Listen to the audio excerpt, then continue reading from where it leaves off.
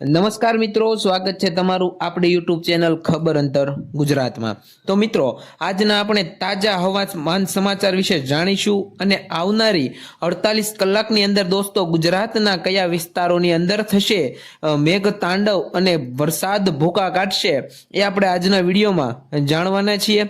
વરસાદની ગતિવિધિ નથી જોવા મળી, પરંતુ અરબ સાગરનું સાયક્લોનિક વરસાદી સિસ્ટમ આજે મિત્રો ગુજરાતના જે સૌરાષ્ટ્ર અને કચ્છના કાંઠાના ભાગો છે ત્યાં સુધી આવી જશે। અત્યારે તમે જોઈ શકો છો કે મોડેલની અંદર પણ મિત્રો આ ચક્રવાતી પરિભ્રમણ દ્વારકા કચ્છના વિસ્તારો સુધી તેનું કેન્દ્ર જોવા મળી રહ્યું છે। આવનારી કલાકોની અંદર રાજ્યના કેટલાક ભાગોની અંદર જોવા મળી શકે છે। રીતસરના મેઘતાંડવ તો પશ્ચિમી સૌરાષ્ટ્રની અંદર જોઈ શકાય છે અને આ સિસ્ટમનું સર્ક્યુલેશન આવી જ પહોંચ્યું છે। ત્યારે જાણીશું મિત્રો કે અત્યારે હવામાન નિષ્ણાંત અંબાલાલ પટેલ અને આવનારા દિવસોના મોડેલોની અંદર ચોંકાવનારી ગતિવિધિઓ। તો મિત્રો, અત્યારે આગાહી સામે આવી રહી છે કે જેમાં ફરી એકવાર બંગાળના ઉપસાગરમાં ઉપરાઉપરી નવી વરસાદી સિસ્ટમો બની રહી છે, જેના કારણે ગુજરાત રાજ્યની અંદર ફરી મિત્રો એક નવા વરસાદી રાઉન્ડની મોટી અપડેટ જોવા મળી રહી છે। બીજી તરફ મિત્રો, ખાસ આજના વિડીયોમાં તમે અંત સુધી જોજો, કારણ કે તો જ તમને ખબર પડશે વિડીયોના અંતમાં કે છેલ્લી 24 કલાકની અંદર ગુજરાતમાં પડેલા વરસાદના જળબંબાકારના દ્રશ્યો પણ તમને જોવા મળશે, કારણ કે અમુક વિસ્તારોની અંદર ધોધમાર વરસાદ જોવા મળ્યો છે। વરસાદ ખાસ કરીને મિત્રો આપણે જણાવીએ તો અરબ સાગર પણ અત્યારે સિસ્ટમોની અસર અને અમાસના જ્વાળાને જોતા અત્યારે ગાંડો થયો છે। અરબ સાગર દરિયાના કાંઠાના સૌરાષ્ટ્રના ભાગોથી લઈ દક્ષિણ ગુજરાતના દરિયા કિનારા સુધી અત્યારે ઊંચા ઊંચા મોજા ઉછળતા જોવા મળ્યા છે। ત્યારબાદ મિત્રો, બીજી તરફ હવામાન નિષ્ણાંત અંબાલાલ પટેલ અને પરેશ ગૌસ્વામીની નવી નક્કોર આજની આગાહી વિશે જાણીએ તો તમામ અપડેટ એક પછી એક આપણે જાણીશું। તો સૌપ્રથમ મિત્રો, આજે અમારી આ મજેદાર યુટ્યુબ ચેનલ પર તમે ખાસ રોજ નવા વિડીયો જોવો છો તો આ ચેનલને સબસ્ક્રાઇબ કરી દેજો। અને સૌથી પહેલા તો આપણે જણાવી દઈએ કે રાજ્યની અંદર સક્રિય વરસાદી સિસ્ટમો ઉપર તમે નજર કરી શકો છો। અત્યારે એક બાજુ ગુજરાત પશ્ચિમી ભારતમાં અને પૂર્વી ભારતના ભાગોની વાત કરવામાં આવે તો બંગાળના ઉપસાગરમાં નવું એક લો પ્રેશર અત્યારે ઊભું થઈ ચૂક્યું છે। તો અરબ સાગરની અંદર પણ સૌરાષ્ટ્ર અને કચ્છના દરિયાના કાંઠાના ભાગોમાં એક મોટી ચક્રવાત પરિભ્રમણ કરતી જોવા મળી છે। તમને મિત્રો અહીંયા તમે નકશામાં જોઈ શકો છો કે અરબ સાગરની અંદર જોવા મળેલી વરસાદી સિસ્ટમ અત્યારે સૌથી વધુ અરબ સાગરની અંદર સક્રિય છે અને ગઈકાલે સક્રિય સિસ્ટમનો છેડો અરબ સાગરની અંદર જ જોવા મળ્યો હતો, જેના કારણે ગુજરાતની અંદર ધાર્યા જેવો વરસાદ જોવા ન મળ્યો, પરંતુ વાતાવરણ પણ ચોખ્ખું છે, કારણ કે મિત્રો જણાવી દઈએ કે સિસ્ટમના કેન્દ્રથી કોઈ એક તરફે સિસ્ટમ એક્ટિવ હોય છે અને જે છેડો અરબ સાગરમાં હતો જેના કારણે ગુજરાત રાજ્યની અંદર લગભગ ધોધમાર વરસાદ જોવા મળ્યો હતો। તેમ છતાં જણાવી દઈએ કે છેલ્લી 24 કલાકની અંદર કચ્છના માંડવીમાં 7.5 ઇંચ સુધીનો જળબંબાકાર જોવા મળ્યો છે। તો બીજી તરફ મિત્રો, દ્વારકાના કલ્યાણપુર તો રાત્રિ દરમિયાન પણ દ્વારકા પોરબંદરના ઘણા જ ભાગોની અંદર વરસાદની ગતિવિધિ જોવા મળી રહી છે। અત્યારના સેટેલાઇટ પિક્ચરમાં પણ તમે જોઈ શકો છો કે અરબી સમુદ્રની અંદર મિત્રો આ સિસ્ટમ કડાકા અને ભડાકા સાથે અત્યંત ભારે વરસાદ આપી રહી છે અને છેલ્લી 24 કલાકની અંદર જેમાં છેલ્લી 2 કલાકનું તમે સેટેલાઇટ નજર કરો તો આ સિસ્ટમના વાદળાઓ ધીમે ધીમે ફરી એકવાર ગુજરાતના વાતાવરણ તરફ પ્રયાણ કરવાનો પ્રયાસ કરી રહ્યા છે અને જોતા જાણીશું કે રાજ્યમાં હવે પછી કયા વિસ્તારોમાં આજે ભારેથી અતિ ભારે વરસાદની આગાહી છે। તો સાથે જણાવી દઈએ કે દોસ્તો, ગઈકાલે દક્ષિણ ગુજરાતના વલસાડ, ડાંગ, નવસારી, સુરત અને તાપીના ભાગોથી લઈ ઘણા જ અન્ય પંથકો સૌરાષ્ટ્રના છે કે જ્યાં હળવાથી મધ્યમ વરસાદની ગતિવિધિ જોવા મળી છે। ત્યારે હવે મિત્રો એ જાણીશું કે ગુજરાતના હવામાન વિભાગ તરફથી આજે ગુજરાત રાજ્યના કયા જિલ્લાઓની અંદર વરસાદનું કેવું એલર્ટ આપવામાં આવ્યું છે।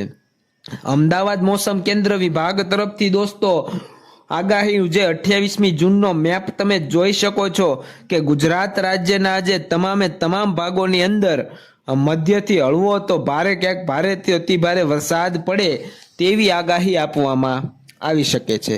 સાર્વત્રિક વરસાદની આગાહી છે, જેમાં આજથી લઈ 29મી જૂન પણ રાજ્યની અંદર જોઈ શકો છો રાજ્યના તમામ ભાગોમાં સાર્વત્રિક વરસાદની સંભાવના, પરંતુ 30 તારીખથી દોસ્તો વરસાદની ગતિવિધિમાં ઘટાડો નોંધાય એ તમે જોઈ શકો છો. 30 તારીખ પહેલા 2 જૂન તો ફરીથી 3 તારીખની રાજ્યની અંદર સાર્વત્રિક વરસાદની શરૂઆત ફરી જોવા મળી શકે છે. આમ મિત્રો, આગાહીના નકશાઓ રજૂ કર્યા છે, જેમાં આજે 28મી જૂનના દિવસે ગુજરાતના તમામ ભાગોની અંદર મધ્યમ પ્રકારની મેઘગર્જના સાથે અમુક પંથકોની અંદર 30 થી 40 કિલોમીટરની ઝડપના પવનો સાથે વરસાદ પડે તે પ્રમાણેની આગાહી હવામાન વિભાગે કરી છે. જેમાં હવે તમે જોઈ લો દોસ્તો કે આજે રાજ્યના કયા જિલ્લાઓમાં કેવું એલર્ટ આપવામાં આવ્યું છે. તો ગુજરાત રાજ્યની અંદર મિત્રો વાત કરવામાં આવે તો અરબ સાગરની સિસ્ટમ હવે પાછી ગુજરાતના વાતાવરણમાં આગામી કલાકોમાં વધુ આવી શકે છે. જ્યાં મિત્રો આજે ગુજરાત રાજ્યની અંદર સૌથી વધુ વરસાદનું જોખમ કચ્છના લાગુ પડતા તમામ પંથકો ઉપર, ગુજરાતના બનાસકાંઠા લાગુના તમામ વિસ્તારો ઉપર, તો પશ્ચિમ સૌરાષ્ટ્રના જામનગર દ્વારકા લાગુના વિસ્તારોની અંદર આજે હવામાન વિભાગે આટલા 4 જિલ્લાની અંદર દોસ્તો અતિ ભારે વરસાદનું ઓરેન્જ એલર્ટ આપવામાં આવેલું છે. તો આ સાથે જ મિત્રો તમે જોઈ શકો છો કે મોરબી, રાજકોટ, પોરબંદર, દ્વારકા, ગીર સોમનાથ, તો બીજી તરફ પાટણ અને સાબરકાંઠા લાગુના જે વિસ્તારો છે તે ભાગોમાં ભારે વરસાદનું આજે યલો એલર્ટ રહેશે. તો દક્ષિણ ગુજરાતની અંદર પણ વરસાદની ગતિવિધિ શરૂ રહે, જેમાં નવસારી, વલસાડના ભાગોમાં આજે ભારે વરસાદનું યલો એલર્ટ હવામાન વિભાગે આપી દીધું છે. તો દોસ્તો આવતીકાલે 29મી જૂનના દિવસે તમે જોઈ શકો છો કે કચ્છના, સૌરાષ્ટ્રના, ગીર સોમનાથ, અમરેલી, ભાવનગર અને બાકીના અન્ય દક્ષિણ ગુજરાતના નવસારી, વલસાડના ભાગોમાં અતિ ભારે, તો છોટા ઉદેપુર, નર્મદા, તાપી અને ડાંગના વિસ્તારોમાં ભારે વરસાદનું યલો એલર્ટ આપવામાં આવ્યું છે.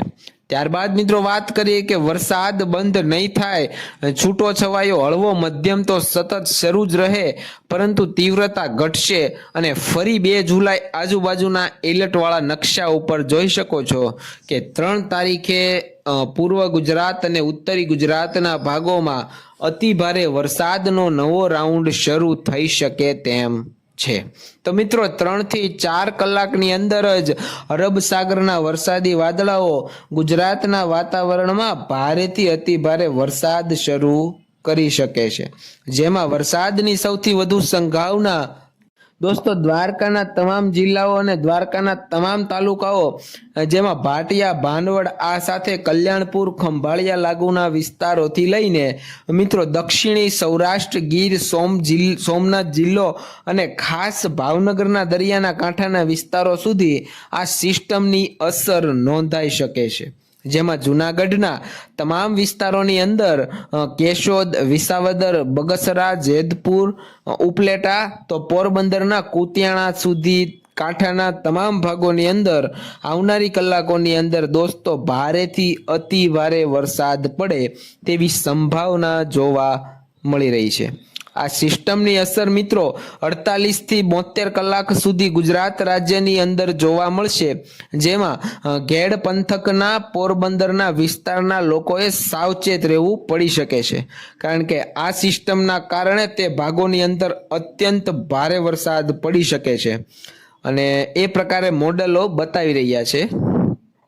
કચ્છના તમામ પંથકોની અંદર વરસાદની ગતિવિધિ આજે જોવા મળશે, જેમાં ગઈકાલ મિત્રો ઘણા જ પંથકો નખત્રાણા, માંડવીના વિસ્તારોમાં વરસાદ પડ્યા પછી તમે જોઈ શકો છો કે ઉપરના લાગુ પડતા વિસ્તારો હોય અડેસર, આ સાથે મનફરા, ભયાઉ આજુબાજુના પંથકોથી લઈ ધોળાવીરાથી લઈ ધોળારણ આજુબાજુના લોઢરાણીના પંથકોથી લઈ આ લખપત, નગબીરી, નિરાણોના પંથકની તમામ પંથકો કચ્છના હશે, જ્યાં ભારે તો અમુક ભાગોમાં જળબંબાકાર કરે અને વરસાદ પડી શકે છે.